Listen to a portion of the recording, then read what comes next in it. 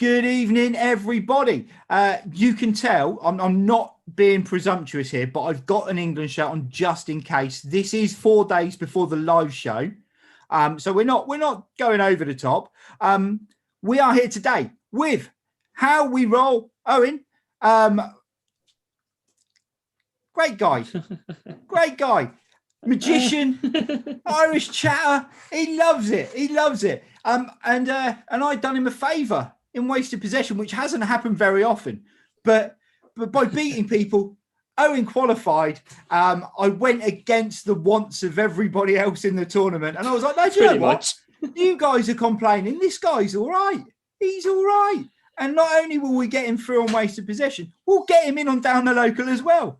Owen, how are you? I'm good. It's a hell of an intro. You definitely probably weren't very popular for helping me get through.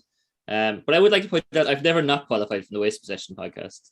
Or Premier, even that podcast. It's easy, really. You know, record holder. A former record holder and current record holder. Exactly. And did you see I got a lot of mocking about me posting about the record holder? Yet now I've been released on the FM rankings as second out of 65. I mean, I have no idea what's going on now. They're pulling these stats out.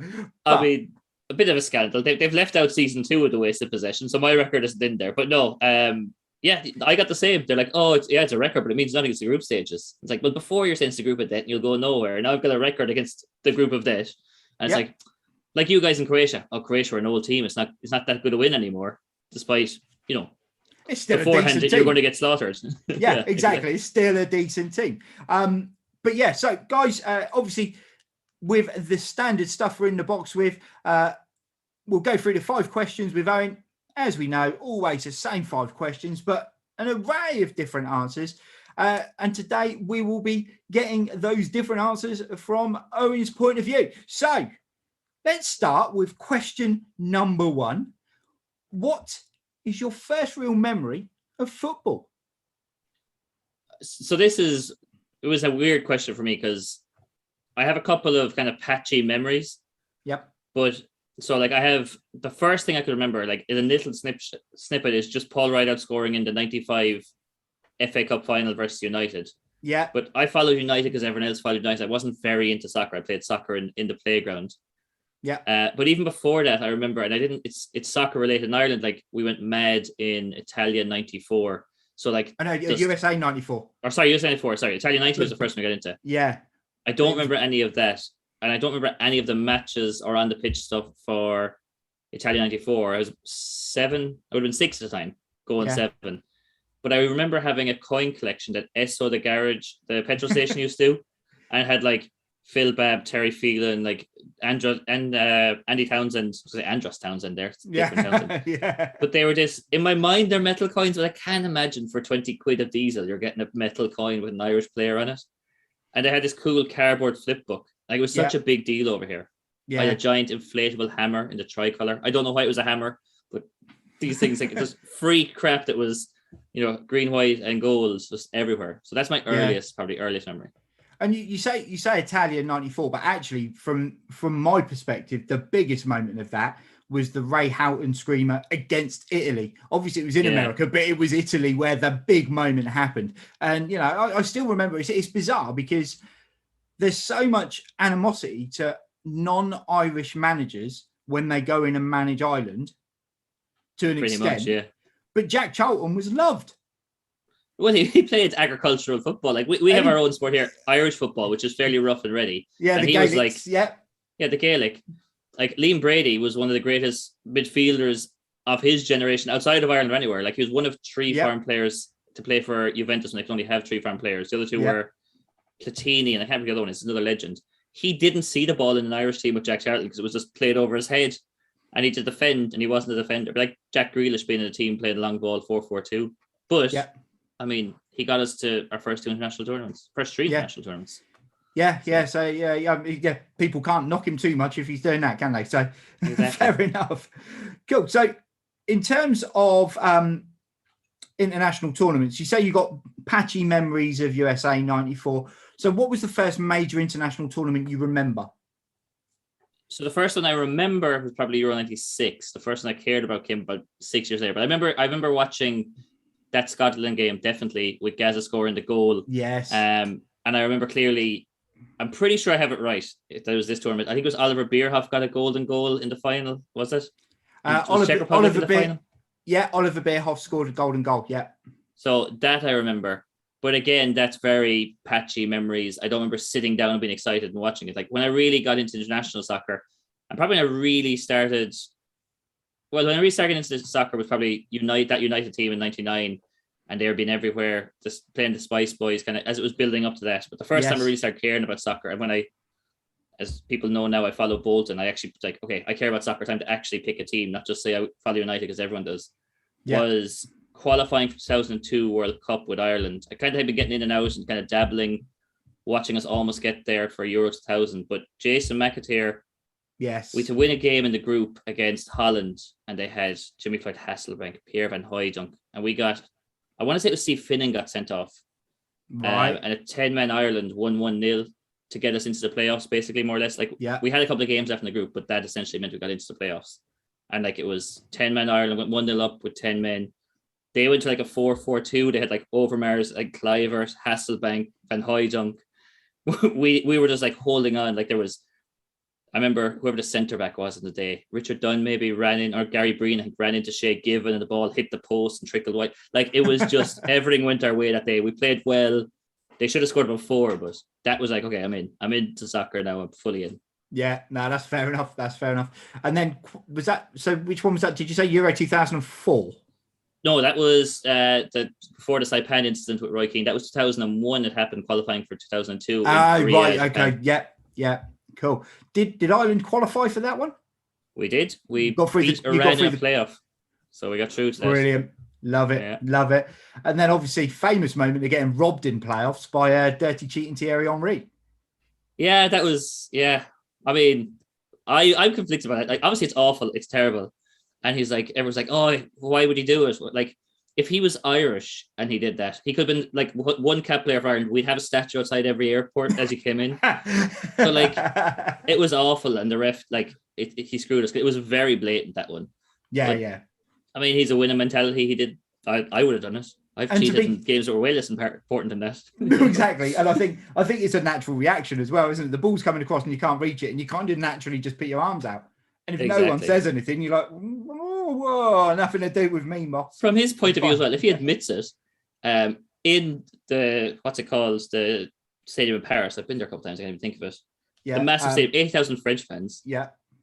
Stade de France. That's Princes, Stade de France, not Parc. Yeah, Parc de Princes is what I went to as well. It shows you how old you and me are. That was the first one. But he's 80,000 angry French fans who are going to, he'd be like David Beckham in '98 if he admits I handled it, So he can't do anything. Yeah, no, that's fair. That's fair. Okay, cool. So when you played football, what was your position? Where did you play most regularly? On team sheets, I was named as a sub goalkeeper most regularly, to be honest with you. Right, okay, fair enough. But then that was kind of underage from I'd say under 10s to under 14s. I had, to this day, have very little football in terms of a touch and stuff, but I gave it up at 14 to go. I was a swimmer, and then the amount of training that it took, I went swimming. But I went back playing soccer for a senior team when I was 21. Okay. But it was a B team for the local club, and they just I turned up day one and trained. Where do you play? I was right back. And last thing I wanted to do was go on goals, because my memory of soccer before that was just fear and anxiety. It was the worst place to play. Nothing about me was a goalkeeper. So they just said, yeah, you can start right back. So I played probably a season and a half, 2 seasons with them, mostly starting right back. Okay, cool. It's really bizarre you say that, because there was something that came up on Twitter the other day, which was what is the easiest, what is deemed as the easiest position to play on a football pitch.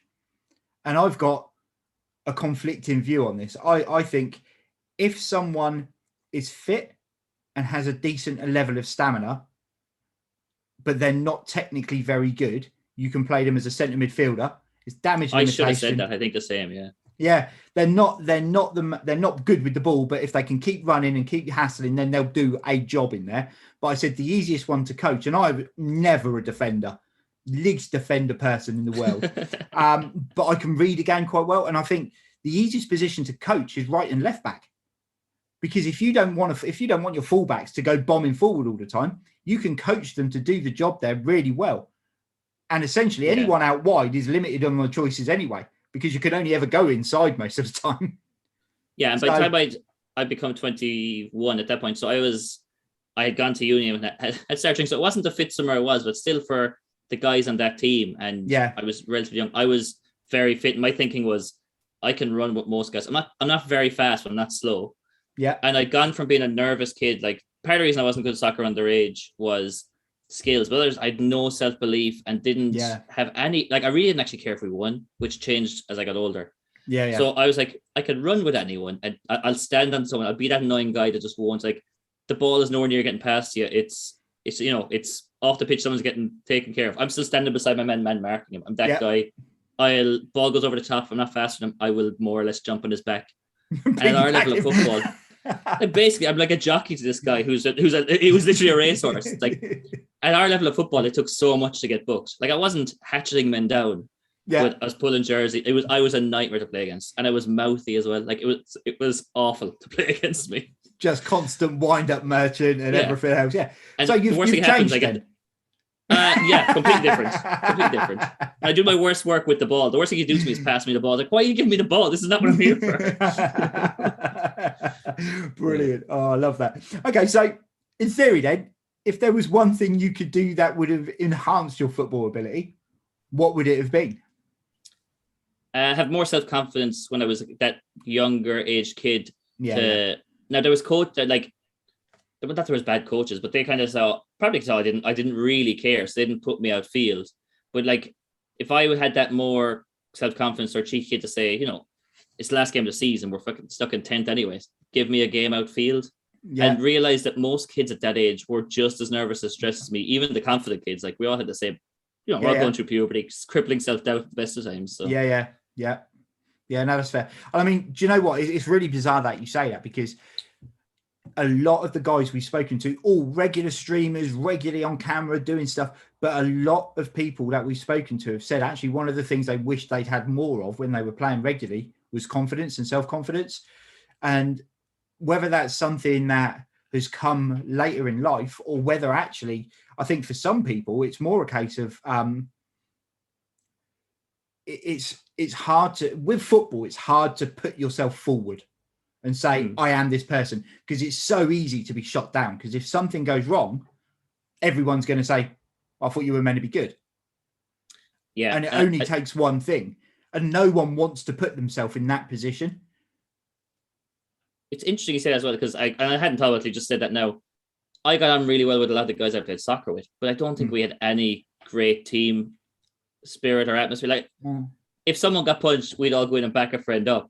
But if someone messed up, the first mess up, it could be the first minute of the game, you just control the ball, everybody was on your back.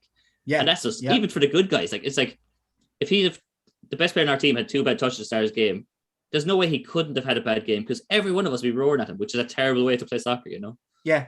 And I think that's a regular thing. And I think, do you know, I don't really have huge amounts of recollection of playing like really young football. I was a real bit part player, but I went and played for a team where the people in there were at Reading's youth academy at the age of 10 and around the clubs and that sort of thing. So yeah, I didn't have huge amounts of, I wouldn't say confident. I was confident enough, but I'd gone in late and I was never going to force my way in. When I started playing again at 14, 15, a lot of the parents weren't around at games. So it was a lot easier to push yourself as well, because you didn't have a parent stood on the side going, why haven't you picked my son? Why haven't you picked my son? Why haven't you picked my son? And that sort of, the managers were able to manage a bit easier. And you know what? I actually felt a lot more comfortable. And obviously from the age of, I think, 13, 14, I progressed really quickly. And that's the confidence side of it. And it's sometimes it is the age. You come out of puberty, you're more comfortable in your body by the time you hit that age as well. So yeah, definitely. I think that makes a massive difference. Massive difference. Yeah. And it's weird as well that you say that, because no one else has tied it back actually to that whole coming of age kind of issue as well. Oh, it definitely was for me. Like, I'm growing up outside of soccer or anything, I was a real shy kid. I wasn't a shy kid because I definitely had no problem going talking to people and adults and different things. I'm talking like kind of the age of 10 to 14, kind of get that transition between primary school and high school. But in myself, I was always like nervous or stressed and worried about things. Going to like young, underage teenage discos, I went to one or two maybe when all my mates went.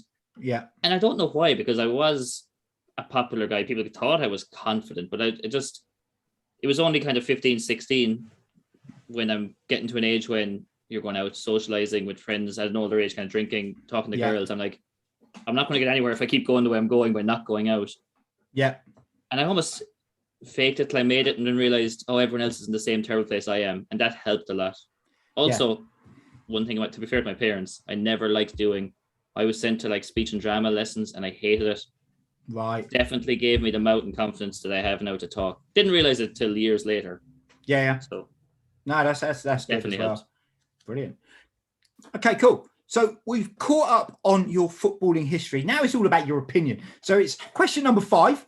It's the big 5. What do you feel are the 5 key attributes to make the complete footballer? And I'm saying these are the things. It's not a specific, I can't even see the words, position specific. It's not that. I'm not going to try it again. It's not that. But it is the 5 key things you think that any top level player or anyone who wants to get to the top should have.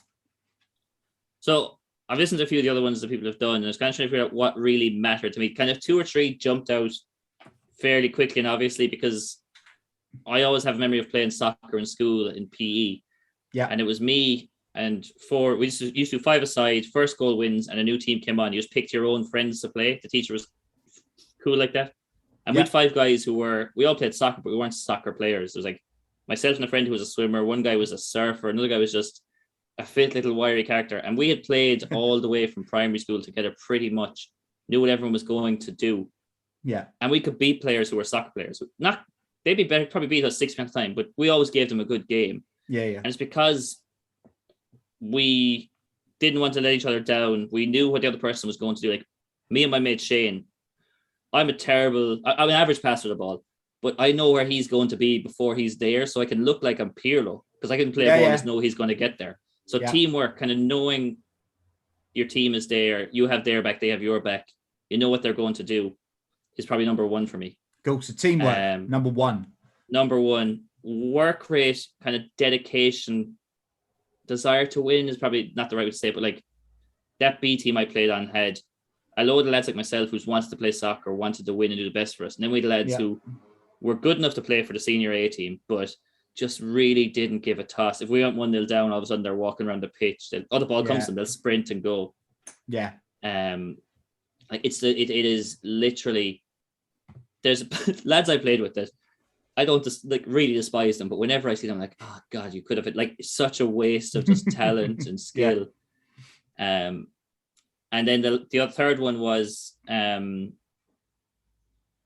would say bravery. Probably, I always think bravery is a weird one because it's got a negative connotation if you're not brave. But like, you're putting yourself out there as a player. Kind of the confidence thing is, well, you know, you want to be a guy who isn't intimidated by someone who's better than them. You know that you can do a job, make an effort. You're not going to shy away when you know it's going to be a tough game, that you're going to be not leaving your pitch for 90 or you have to pitch for 90 minutes. You might nick a corner win. Yeah. Those 3 are the ones that came easy to me because so teamwork, work rate and bravery. Yeah. In terms of if I'm managing a team, like that's what you'd expect as the minimum level of getting onto the panel, the team. Yeah. After that, I really like there's different things I like, but I kind of took it as what would I want every player to do for me. And like you have your passing, your heading, shooting, all this stuff are kind of role specific.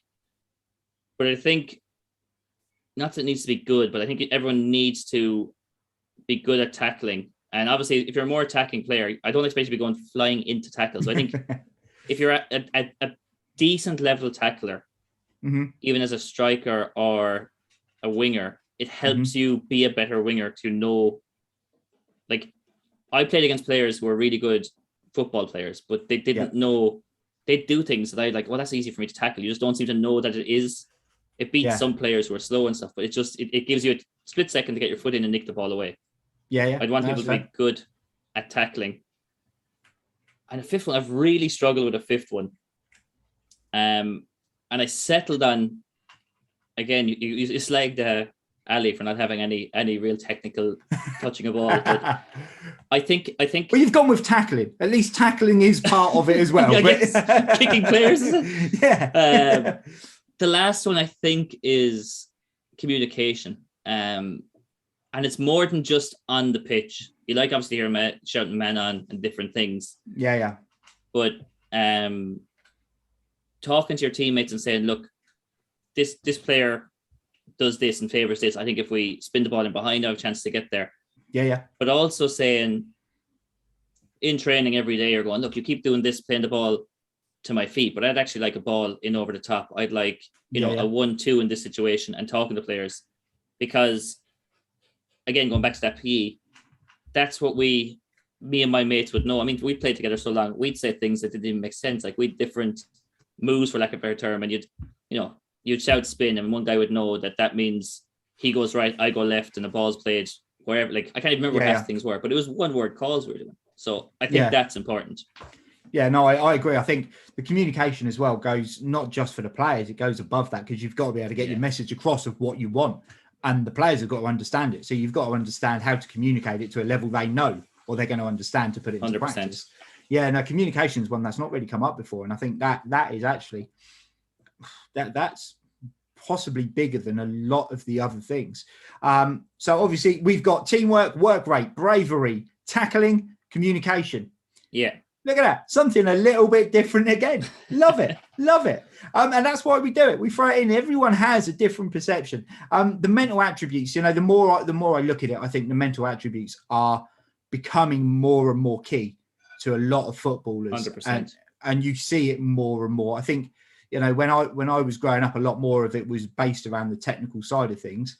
And I maintained for a period of time, even after my legs had gone, that 11 of me would be 11 players who were quick, but not technically as good. But I think that's kind of going out the window a little bit now, because the pace is becoming so much more part of the game. But are you selling yourself short on the mental attributes you brought to the table as well? Obviously, you were probably good technically, but I guarantee you, of some of the stuff I've named, you were probably above average on some of them. Well, maybe didn't like a tackle, you said. No, I loved to tackle. I just wasn't overly great at it. Every time I went in, it was very much my hands were straight up. Go, oh, sorry, guys, striker's tackle. And striker's tackle. And I could get away with it. Then you can't get away with it now. I would say my biggest issue when I was growing up was temperament. But, and that was very much a mental attribute. My communication when I was growing up, partly due with the temperament, wasn't necessarily always the best. But I think to me, I wasn't good at these 5 attributes. Not all of them. Yeah. Like I definitely didn't listen to people. I talk a lot and wouldn't take anything in. I suppose I'd do a little bit of both. And I think part of that was because a lot of the time I was playing with people who weren't at the same level. So I was thinking, well, you're telling me to do this, it's not going to work. And I think that temperament then probably hacked off a few people. And I spent maybe 3 years going to different teams, just dotting around after I'd done my knee before I moved away. So, but I like those. As I say, the mental attributes, I think, are definitely becoming a bigger part of football. And it's showing. 100%.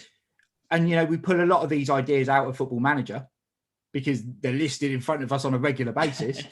But you now start to see actually the better players on there are the ones with the higher mental attributes. People with decent high mental attributes are always key players. So definitely. It makes sense. And I'm starting to eat my words because everyone else is picking them now. So I'm going to have a rethink about my own choices. Owen, it has been a pleasure to have you on. Guys, if you are not already, his link is underneath. You will catch him. I think we're going to be doing this Thursday. So imagine it's Thursday. We will also see Owen potentially in the Wasted Possession draft final tomorrow, if this isn't Thursday, Friday. And the idea is that me and Owen hit the final together and we can have another 100%. little chat while this is going on. 100%. Easy money. We came out of the group of death again. I'm telling you. Exactly. Well, as I said before, every group I've been in has been the group of death, just normally mine. So this one was a bonus. Yeah, there you go. So check us out the 17th or the 16th. Is it 16th? For a final. It's the 16th. It is the 16th. Yeah. So check us out on there, guys. For now, though, Owen, it's been an absolute pleasure having you on, my friend. And we will catch up with you very soon. Thank you very much, buddy. Glad to be here. Love the series. Cheers.